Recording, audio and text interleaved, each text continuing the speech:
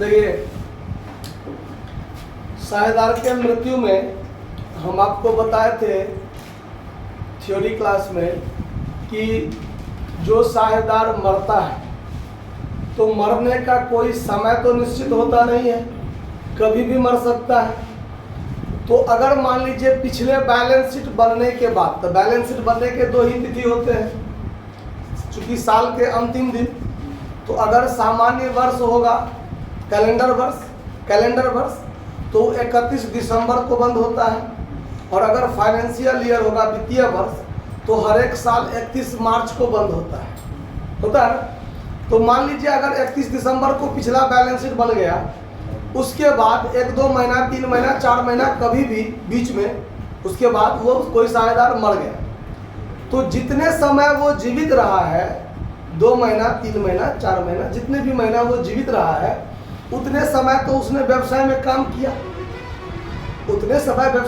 किया, और काम करने के दौरान उसको जो उतने समय का प्रॉफिट हुआ होगा, उस प्रॉफिट में उसका हिस्सा तो बनेगा, मिलेगा कि नहीं मिलेगा। तो उस लाभ में हिस्सा निकालने का, यानी पिछले आर्थिक चिट्ठा से लेकर जिस तारीख को मरा उस तारीख तक जो लाभ में हिस्सा होता है उसको पीएल सस्पेंस हम लोग कहते हैं। क्या कहते हैं?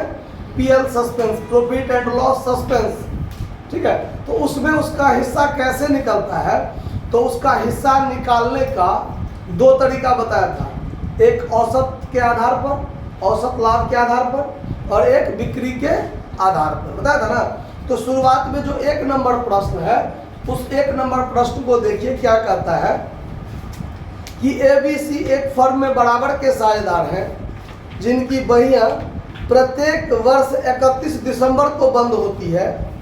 31 मार्च 2022 को अ की मृत्यु हो गई, मतलब ए नाम का जो साझेदार था उसका मृत्यु हो गया 31 मार्च को, और समझौते के अनुसार मृत्यु की तिथि तक उसके लाभ का जो हिस्सा का गणना करना है वो औसत लाभ के आधार पर किया जाता है। किसके आधार पर? औसत लाभ के आधार पर। पिछले 3 वर्षों के जो लाभ है वो 8,000, 11,000 और 17,000 है।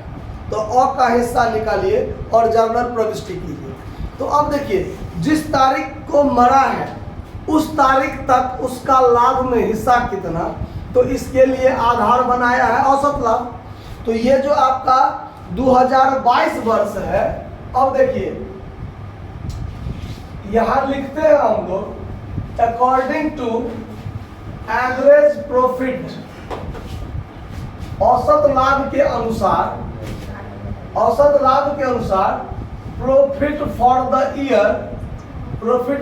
ईयर 2022, यानी 2022 के वर्ष के दौरान जो लाभ होगा वो पिछले 3 वर्षों के औसत लाभ के आधार पर होगा। तो 3 वर्ष के औसत लाभ कितना निकलेगा? 8,000 प्लस 11,000 प्लस 17,000, 3 साल का लाभ यही दिया है ना। तीनों को जोड़ के 3 से क्या कर दीजिए? भाग दे दीजिए, तब ना एवरेज प्रॉफिट होगा। जो एवरेज प्रॉफिट होगा तो पूरे साल का लाभ होगा। वो 3 महीना में मर गया, जनवरी फरवरी मार्च, तो 3 महीना का लाभ नहीं होगा एवरेज प्रॉफिट। औसत लाभ जो निकालना है वो 3 वर्ष के आधार पर, तो इस वर्ष पूरे वर्ष का लाभ होगा, पूरे वर्ष का लाभ होगा। तो पूरे वर्ष का यानी प्रॉफिट फॉर द ईयर कितना? तीनों को जोड़ के भाग दीजिएगा 3 से, तो कितना हो जाएगा टोटल? ये हो गया आपको टोटल जोड़ के 36 होता है, तो 36,000 और बट्टा 3 काट दीजिए 12,000, यानी आपका जो 2022 वर्ष है उस पूरे वर्ष का लाभ कितना होगा? पूरे वर्ष का लाभ कितना होगा? 12,000। अब वो जिंदा रहा कितने महीना? 3 महीना, जनवरी फरवरी मार्च। 31 मार्च को मरा है, तो अब हम निकालेंगे प्रॉफिट फॉर 3 मंथ, ठीक है, यानी 3 महीना का, यानी 1 जनवरी 2022 टू 31 मार्च 2022, इतना ही दिन जिंदा रहा। तो अब ये प्रॉफिट पूरे साल का होगा 12,000, तो 3 महीने का कितना होगा? तो 3 बटा कितना? 3/12। अब इसको आप काट दीजिए तो ये होगा 1000, 1000 दिया 3000। अब ये 3000 लाभ हुआ कब? 3 महीने का, जितने समय वो जिंदा रहा उतने का। तो ये 3000 पूरा का पूरा उसी का नहीं ना हुआ, इसमें तो तीनों 1000 का हिस्सा होगा। तो अब निकालेंगे शेयर इन, मतलब ए मर गया ना, तो एज शेयर इन प्रॉफिट, यानी लाभ में ए का हिस्सा। तो 3000 गुने, अब ए बी सी कितना का साझेदार था? बराबर का साझेदार था। तो 1/3 हो जाएगा कि नहीं हो जाएगा? होगा कि नहीं होगा? तो अब इसको काट दीजिए तो 1000। तो ये हुआ, हम 3 बार में निकाले इसका हिस्सा 1000। ठीक है। अगर इस पूरे को अगर हम एक बार में करना चाहें तो भी कर सकते हैं। तो एक बार में तो नहीं निकलेगा, पहले तो आपको एवरेज प्रॉफिट निकालना है, और तब अगर एक बार में आप निकालिएगा तब 12000 पूरे साल का। उसके बाद आपको 3 महीना का निकालना है तो 3/12। अच्छा 13 लिखा गया, 3/12। अगर मान लीजिए इसका हिस्सा निकालना है तब फिर 1/3 ऐसे कीजिए। तो 3 से 3 कट गया, इससे इसको काट दीजिए 1000। तो उसका हिस्सा एक का हिस्सा एक बार में निकल गया 1000।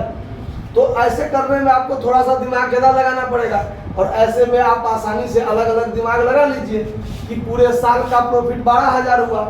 उसके बाद 3 महीना वो जिंदा रहा, तो 3 महीना में पूरे फर्म का लाभ कितना? तो पूरे फर्म का लाभ 3000। उसके बाद ये जो मर गया उसका हिस्सा कितना? तो 3 महीना के लाभ में उसका हिस्सा निकाल दीजिए 1000। समझ में आ रहा बात? कहीं कोई दिक्कत इस बात को समझने में? और अब जब एक का हिस्सा निकल गया तब क्या करना है?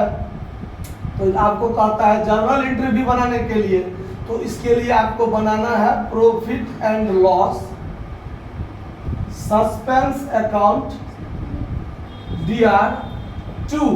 जो मरा है सिर्फ उसका हिस्सा देना है, सबका हिस्सा नहीं देना है। सब तो जिंदा रहेगा, पूरे साल अंत में जब वेबसाइट का खाता वही बंद होगा, लाभ हानि निकलेगा तब उसको हिस्सा मिलेगा। जो मर गया उसको हिस्सा खाली दे करके बाद खत्म कर दिया जाता है। तो यहाँ पर टू एज कैपिटल अकाउंट 1000 रुपया दे दीजिए, बात खत्म। डायरेक्शन लिख दीजिएगा being share in profit credited to as capital या डेथ पार्टनर्स। आया बात समझ में? यानी डेथ पार्टनर्स के कैपिटल में उसका हिस्सा को क्या कर दिया गया? क्रेडिट कर दिया गया, जो पीएल सस्पेंस के माध्यम से दिया जाता है। पीएल अकाउंट के माध्यम से यानी पीएल अप्रोप्रिएशन के माध्यम से तब दिया जाएगा जब फाइनल अकाउंट तक जाएगा। तो ये अभी तक फाइनल अकाउंट तक तो नहीं पहुंचा है, बीच में ही टपक गया, तो उसका हिस्सा जो निकला वो उसको दे दिया गया। समझ में आ रहा बात? कोई दिक्कत? नोट कर लीजिए।